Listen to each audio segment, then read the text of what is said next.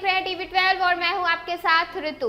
अब internet connectivity पे मंडरा रहा खतरा। जी हां, दरअसल अमेरिका और इजराइल के बीच पिछले 1 महीने से जारी संघर्ष के बीच ईरान की भूमिका के कारण अब न केवल तेल और गैस सप्लाई प्रभावित हो सकती है, बल्कि इंटरनेट कनेक्टिविटी पर भी बड़ा खतरा अब मंडराता हुआ नजर आ रहा है। ईरान ने हाल ही में लाल सागर और हॉर्मुज़ स्ट्रेट से गुजरने वाले इंटरनेट केबल्स को नुकसान पहुंचाने की धमकी दे दी है। ये केबल विश्व स्तर पर डाटा ट्रांसमिशन का एक अहम हिस्सा है और इसके प्रभावित होने से भारत सहित कई देशों में इंटरनेट पर गंभीर असर जो है वो पड़ता हुआ दिखाई देगा। इस खतरे को देखते हुए भारत सरकार ने टेलीकॉम कंपनियों और समुद्री केबल ऑपरेटर्स को सतर्क रहने और बैकअप प्लान तैयार करने के निर्देश भी दे दिए हैं। मनी कंट्रोल की रिपोर्ट के अनुसार दूरसंचार विभाग ने हाल ही में टेलीकॉम और सबसी केबल ऑपरेटर्स के साथ बैठक की है, जिसमें उन्होंने संबंधित खतरे की समीक्षा करने की और बैकअप तैयार करने को कह दिया है।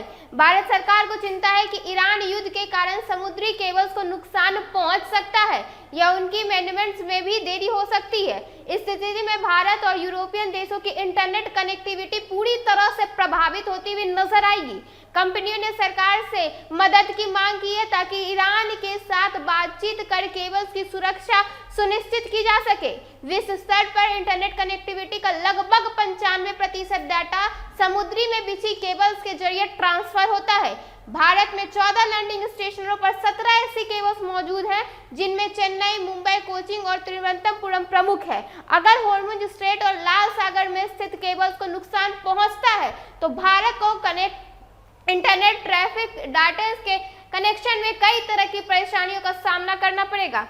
हालांकि यह संभव है, लेकिन इससे कनेक्शन की स्पीड कम हो सकती है और वैकल्पिक रूट्स पर लोड कई हद तक बढ़ता हुआ नजर आएगा। इन समुद्री केबल्स के लिए सबसे संवेदनशील और खतरे वाले क्षेत्र हॉर्मुज़ स्ट्रेट और लाल सागर में बब ए मैनब है। वर्तमान में हॉर्मुज़ स्ट्रेट पर ईरान का प्रभाव और नियंत्रण अधिक है, जबकि बब ए मैनब में ईरान समर्थित हुद विद्रोही ने केबल्स को नुकसान पहुंचाने की धमकी जो है वो खुलेआम दे दी है।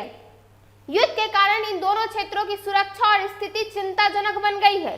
लाल सागर पहले से ही संवेदनशील क्षेत्र माना जा रहा था, लेकिन हाल के संदर्भ में इसे और भी जोखिमपूर्ण मान लिया गया है। सरकार का उद्देश्य टेलीकॉम ऑपरेटर्स को सतर्क करना और उनके पास समय पर बैकअप और वैकल्पिक योजना तैयार रहना सुनिश्चित कराना है।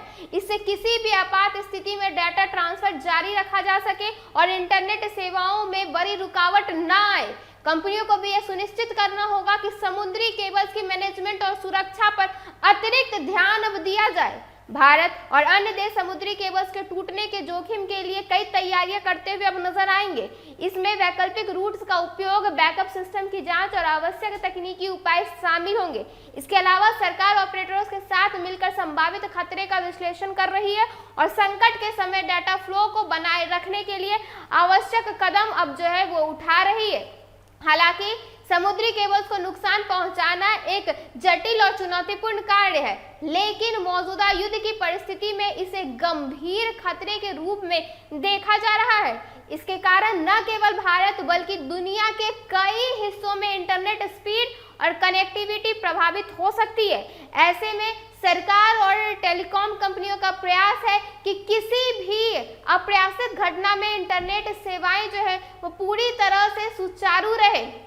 कुल मिलाकर ईरान युद्ध का प्रभाव अब सिर्फ तेल और गैस तक सीमित नहीं रहने वाला है, बल्कि इंटरनेट केबल्स की सुरक्षा और उनकी वैकल्पिक योजनाओं की तैयारी भी अत्यंत जरूरी हो गई है। इससे यह स्पष्ट होता है कि वैश्विक संघर्ष के कारण डिजिटल दुनिया पर भी गंभीर असर अब पड़ सकता है और इसके लिए देश तैयारी कर रहा है।